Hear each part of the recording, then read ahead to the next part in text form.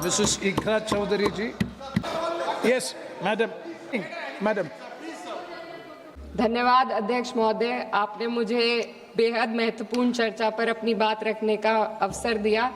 आज मैं बड़े ही दुख के साथ ये बात कहना चाहती हूँ कि जो महिला विधेयक इस सरकार ने 2023 में पास किया था, आज फिर से उसको लेकर आने की और उसको डीलिमिटेशन और सेंसस के आड़ में छुपाने की जो कोशिश की जा रही है, ये इस देश की महिलाओं के साथ ये सरकार फिर से एक धोखा करने जा रही है। पहले 2034 में इन्होंने इसके इम्प्लीमेंटेशन को कहा, अब भी इनकी नीयत 2029 में इस बिल के इम्प्लीमेंटेशन की नहीं है। ये चाहते हैं कि ये लोग सिर्फ डीलिमिटेशन और अपने हिसाब से करने जा रहे सेंसस के आधार पे महिलाओं को उनके अधिकार देने से रोके। आज चिंता महिला आरक्षण की नहीं है। महिला आरक्षण बिल तो सर्वसहमति के साथ इसी सदन में 2023 में पास हो चुका है। चिंता इस बात की है कि आरक्षण की आड़ में मन मुताबिक डीलिमिटेशन से कैसे राजनीतिक लाभ उठाया जाए। माननीय अध्यक्ष महोदय, वर्ष 2023 में इसी सरकार ने देश को बताया था कि महिलाओं का आरक्षण केवल नई जनगणना और परिसीमन के बाद ही लागू किया जा सकता है। इसे न्याय और सटीकता के लिए आवश्यक बताया गया, लेकिन अब मात्र 3 वर्षों के भीतर वही सरकार कह रही है कि नई जनगणना की कोई आवश्यकता नहीं है। इन 3 वर्षों में ऐसा क्या बदल गया? क्या संविधान बदल गया या सरकार की प्राथमिकताएं बदल गई? ये अचानक आई तत्परता महिलाओं के लिए नहीं है, बल्कि चुनावी लाभ के लिए है।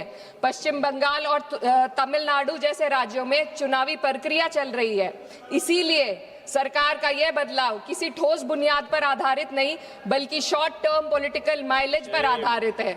पहले कहा गया कि अपडेटेड आंकड़ों के बिना प्रतिनिधित्व अन्यायपूर्ण होगा, और आज उसी सिद्धांत को नजरअंदाज किया जा रहा है। ये और कुछ नहीं, सिर्फ और सिर्फ पॉलिटिकल अपॉर्चुनिज्म है। माननीय अध्यक्ष महोदय, इस विधेयक की सबसे बड़ी खामी यह है कि सरकार जानबूझकर पुराने आंकड़ों का उपयोग करना चाह रही है।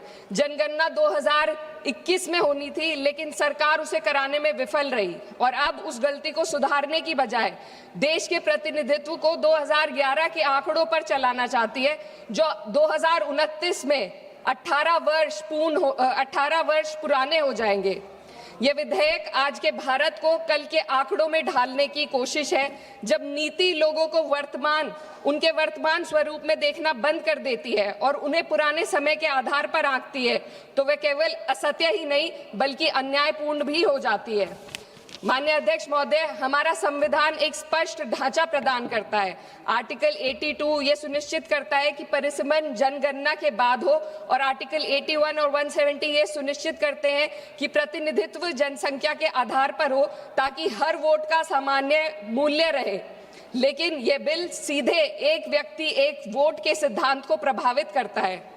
माननीय अध्यक्ष महोदय, स्थिति और चिंताजनक हो जाती है जब हम परिसीमन आयोग को दी जा रही शक्तियों का आकलन करते हैं। यह आयोग सीटों के आवंटन और निर्वाचन क्षेत्रों की सीमाएं दोनों का निर्णय करेगा, और सबसे महत्वपूर्ण बात यह है कि इस निर्णय को किसी भी न्यायालय में हम चुनौती नहीं दी जा सकती। इससे ऐसी स्थिति उत्पन्न होती है जहां सत्ता पक्ष पूरे देश के पॉलिटिकल मैप को अपने लाभ के लिए बदल सकती है, वे भी बिना किसी न्यायिक निगरानी के। इस शक्ति के दायरे को समझने की जरूरत है। आज सीमाएं तय करेंगी कि कौन किसका प्रतिनिधित्व करेगा, किस समुदाय की आवाज सुनी जाएगी और किसकी नहीं।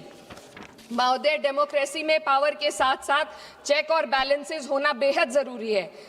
सरकार एक ऐसी संरचना बनाना जा रही है जहां पावर केंद्रित हो और जवाबदेही अनुपस्थित हो, और जब इतनी व्यापक शक्तियां बिना किसी निगरानी के दी जाती है तो ये केवल एक तकनीकी चिंता नहीं रहती, ये प्रतिनिधित्व की निष्पक्षता को प्रभावित करती है।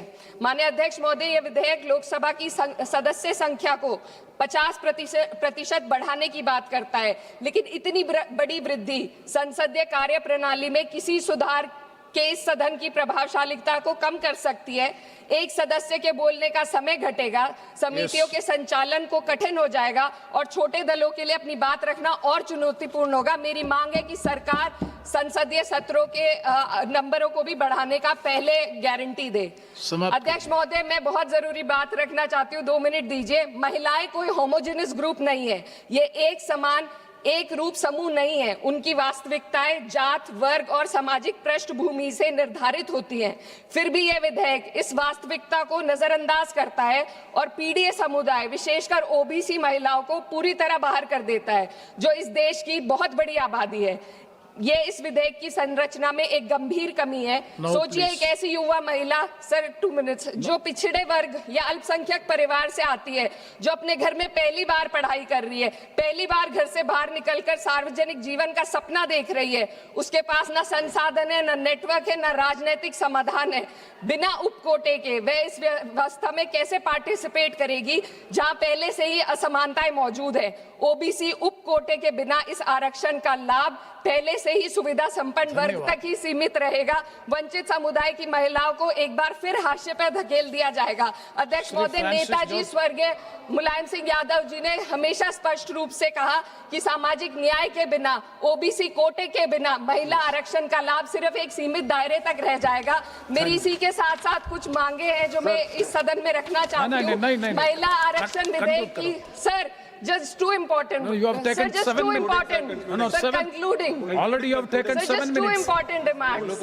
No, no, you Sir, conclude just करो. too important You demands. conclude करो ना. डिलिमिटेशन और जनगणना के आंकड़ों को महिला आरक्षण विधेयक के साथ कोई संबंध नहीं है। यदि सरकार महिलाओं के आरक्षण को जनसंख्या के आंकड़ों से जोड़ने पर तुली है, तो आधी आबादी जिसे कहते हैं, महिलाओं को उनकी जनसंख्या हिस्सेदारी के साथ 48 से 39% आरक्षण देने का काम करे। महिला विधेयक को डिलिमिटेशन और सेंसस से डीलिंक करके 29 में लागू किया जाए। ओबीसी महिलाओं को आरक्षण दिया जाए। देश की रिलीजियस माइनॉरिटीज की महिलाओं को भी एक कोटा इसमें दिया जाना चाहिए और गरीब वर्ग की महिलाओं के लिए राज्य द्वारा चुनावी खर्च का प्रबंध किया जाए। Thank you sir.